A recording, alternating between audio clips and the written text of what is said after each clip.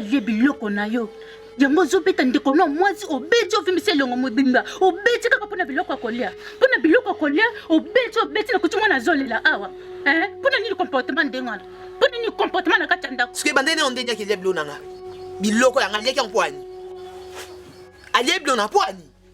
do yo fantinga mpo olobalanga ndenge alie bilo na betaki mpo abise bilo nanga apesa yango naturel sikokolia biloko nini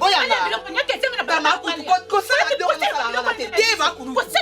nakosala ngo kaka asimba bilo nanga te biloko nanga naturel nanga asimba ngo te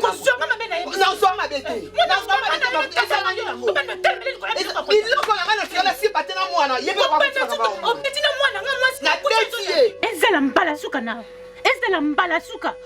mwana nga na kati ya nzoto kopeta ye sikosoka kabeli ndeko na biloko mabe eza ndeko na ngai biloko na ngai ndeke kopesa ndeko afuati combien de fois nga na bakianzo ya bilo na nga pesa yango naturel te makutu